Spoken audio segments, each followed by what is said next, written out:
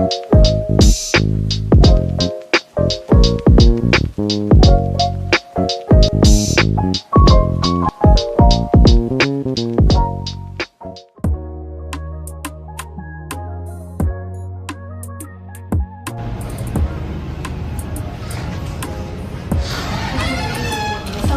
Anda semuanya. Waalaikumsalam warahmatullahi wabarakatuh. Bagaimana kabar Anda semuanya, sehat? Sehat, Bu. Alhamdulillah kalau gitu. Nah, sebelum kita mulai kegiatan pembelajaran hari ini, mari kita berdoa. Silakan ketua kelas bantu dipimpin doanya. Pada pagi hari ini, alangkah lebih baiknya kita berdoa terlebih dahulu. Berdoa dimulai.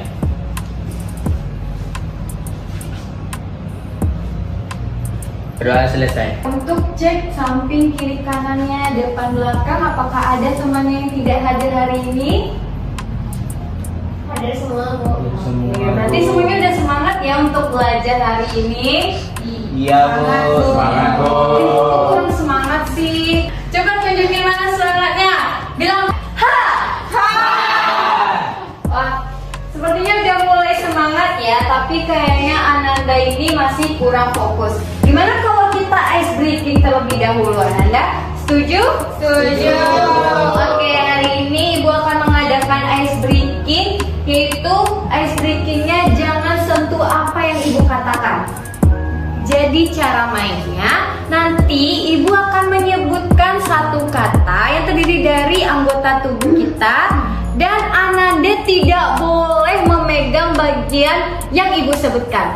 Paham? Paham. Mau dicontohkan dulu? Boleh.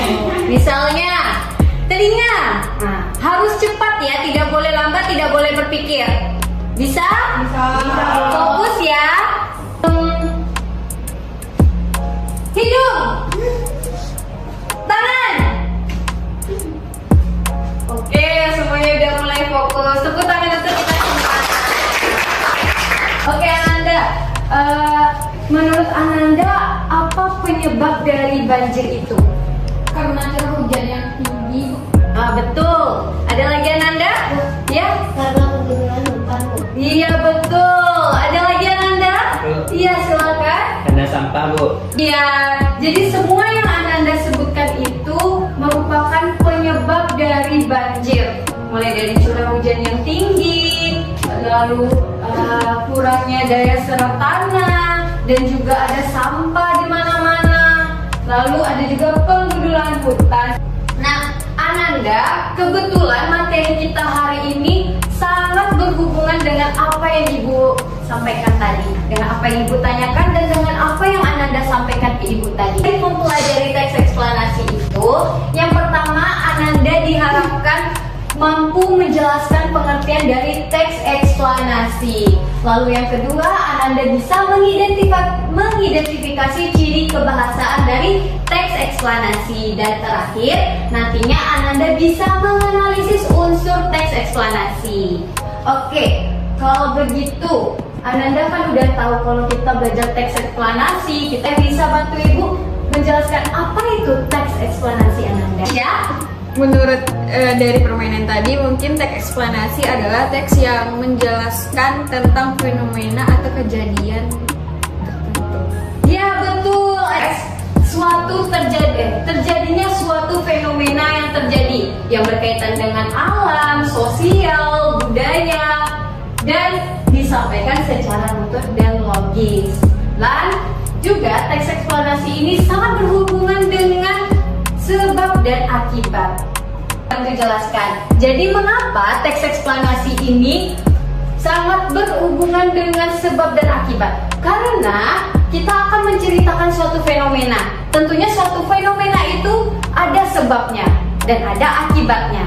Sehingga teks eksplanasi ini sangat berkaitan dengan hubungan sebab dan akibat. Paham Anda semuanya? Paham. Ada yang mau ditanyakan? Tidak. Cukup, Bu. Oke, kita lanjut teksnya. Ayo, siapa yang tahu? Tadi udah disebutkan nih di pengertian. Apa aja? Ya, silakan Masya. Kalimatnya kompleks, Bu. Oh ya, betul.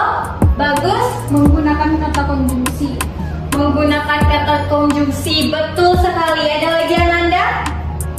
Ayo. Aduh, apa ya? Apa ya Ananda ya? Udah ibu spill aja ya. Nih, teks eksplanasi memiliki ciri-ciri kebahasaan. Yang pertama, menggunakan konjungsi sebab dan akibat. Contohnya apa Nanda? Karena, sehingga, dan akibatnya. Ada yang bisa mencontohkan kalimatnya? Ayo, siapa yang bisa? Kalau gitu kita lanjut. Lanjut. Oke. Yang kedua, menggunakan konjungsi kronologis, yaitu kemudian, setelah itu, selanjutnya. Jadi berdasarkan urutan waktu Ananda. Ada kata penghubung urutan waktu.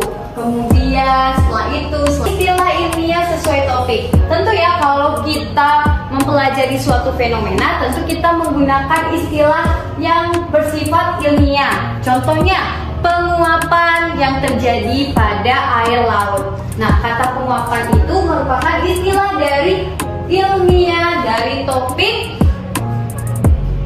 Teks eksplanasi. ya, betul sekali Masya. Topik yang paling menariknya adalah terjadinya hujan. Lalu yang keempat, menggunakan kalimat pasif. Ada yang tahu apa itu kalimat pasif Ananda? Apa itu teks? Apa itu kalimat pasif? Udah lupa. Aduh, nggak apa-apa. Menggunakan kalimat pasif maksudnya itu kalimatnya ini tidak merupakan korban, bukan pelaku. Contohnya, sampah itu dibuang ke sungai oleh masyarakat. Kalau kalimat aktifnya gimana Ananda? Kebalikannya. Masyarakat kan sampah. Iya, betul sekali. Tepuk tangan untuk semuanya. Oke, kita lanjut yang terakhir. Bersifat objektif dan informatif. Tentunya kalau kita membuat teks eksplanasi itu harus objektif. Tidak boleh berdasarkan opini atau pendapat dari penulis itu sendiri. Dan informatif kalimatnya harus sampai atau bisa diterima oleh khalayak umum Ananda. Kita lanjut, ada yang mau ditanyakan Ananda? Siapa yang tahu unsur teks eksplanasi? Sama seperti teks yang sebelum-sebelumnya. Apa aja unsurnya? Tidak jauh dari teks yang lainnya Ananda. Unsur dari teks eksplanasi ini. Pembuka, isi, penutup. Iya, betul sekali Aisyah. Tepuk tangan untuk Aisyah. Sekali lagi hadiah untuk Aisyah. Masya Allah. Masya Allah. Bagus Ananda. Ya, jadi unsur dari teks eksplanasi itu ada 3. Yang pertama pernyataan umum, deretan penjelas, dan interpretasi. Nah, yang pertama pernyataan umum. Tentunya seperti teks yang sebelumnya, pernyataan umum terletak di bagian awal teks. Nah, ini tentunya berisi tentang pengenalan atau gambaran umum tentang fenomena yang terjadi. Nah, biasanya pernyataan umum ini untuk menjawab apa yang sedang terjadi. Jadi kalau ada yang pertanyaan seperti itu, maka jawabannya ada di pernyataan. Iya, kita lanjut. Deretan penjelas. Nah, deretan penjelas ini bagian inti dari teks. Nah, ini dia menjelaskan proses terjadinya fenomena itu secara runtut dan tentunya ada kalimat sebab akibatnya maupun kronologis. Nah, biasanya deretan penjelas ini menjawab pertanyaan mengapa dan bagaimana peristiwa itu terjadi. Itu bagian penutup. Nah, interpretasi ini itu berisi simpulan atau penilaian singkat penulis terhadap fenomena yang dibahas. Nah, Ananda di teks eksplanasi itu interpretasi ini tidak selalu dipakai. Jadi tidak semua teks eksplanasi itu ada interpretasinya. Paham? Paham, Bu. Ada yang mau ditanyakan sebelum kita lanjut? Tidak, Bu. Berarti udah paham ya tentang teks eksplanasi? Sudah. Oke, kasih. Nah, itu ada banjir. Boleh, siapa yang bisa bantu ibu untuk membacakan ini Ananda? Ya, Aisyah. Ada lagi selain Aisyah? Ini yang di belakang ini kenapa Ananda? Saya, Bu. Hamdi, silakan Hamdi. Banjir merupakan peristiwa alam yang terjadi ketika air meluap ke daratan yang biasanya kering. Peristiwa ini sering terjadi di daerah perkotaan maupun pedesaan, terutama saat musim hujan.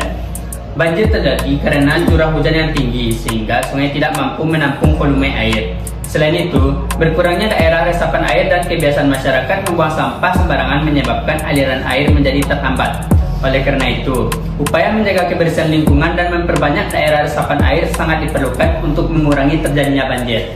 Oke, terima kasih. Dia contoh teks eksplanasi. Siapa yang bisa bantu Ibu untuk menganalisis unsurnya dari contoh ide? Banjir merupakan struktur pernyataan umum. Banjir terjadi karena curah hujan itu bagian deretan penjelas, sedangkan oleh karena itu bagian interpretasi atau simpulan. Ya, betul. Ya, jadi itu dia analisis struktur dari teks eksplanasi. Semuanya sudah paham, Ananda? Sudah. Oke, kita eksplanasi ini. Coba Pak Ananda, silakan kalau ada yang diragukan, tanyakan saja. Tidak mau cukup. Oh, itu maksudnya saja, yang lain bagaimana? Cukup? Paham semuanya? Paham. Oke, baik Ananda. Sekian dulu materi kita hari ini. Ada yang tahu apa kesimpulan materi kita hari ini? Saya Bu. Ya, silakan Fikri. Teks eksplanasi adalah teks yang menjelaskan sebuah proses terjadinya fenomena secara logis dan faktual. Ada strukturnya, yaitu ada pembahasan, ada yang penjelasan, lalu ada interpretasi. Ya, betul Ananda. Beri tepuk tangan dulu untuk Fikri. Nah, karena Fikri bisa menyimpulkan materi hari ini, maka Ibu beri hadiah. Tepuk tangan sekali lagi untuk kita semuanya, Ananda. Oke, benar ya. Untuk materi kita hari ini, kesimpulannya adalah teks eksplanasi adalah teks yang menjelaskan suatu fenomena alam, budaya, ataupun sosial. Nah, di dalam teks eksplanasi itu ada ciri kebahasaan dan juga unsurnya seperti pernyataan umum, deretan penjelas, dan interpretasi. Oke, kita lanjutnya. Tugas. Jadi Ananda di rumah silakan Ananda amati di internet atau secara langsung suatu fenomena yang terjadi di sekitar Ananda atau yang Ananda dapatkan melalui internet. Lalu tulis minimal 3 paragraf dan juga tentukan unsur dan ciri kebahasaannya. Bisa Ananda? Bisa, Bu. Paham semuanya? Oke, minggu depan dikumpulkan. Baik Ananda, jangan lupa pelajari ulang materinya di rumah. Terima kasih untuk partisipasi dan semangat belajarnya Ananda. Kita beri tepuk tangan dulu sebagai apresiasi kita. Ananda semuanya pintar. Ibu mengucapkan terima kasih. Mari kita membacakan hamdalah sebelum menutup kegiatan pembelajaran kita hari ini. Silakan ketua kelas. Baik teman-teman, setelah kita melakukan pembelajaran pada pagi hari ini, kita tutup dengan membaca hamdalah.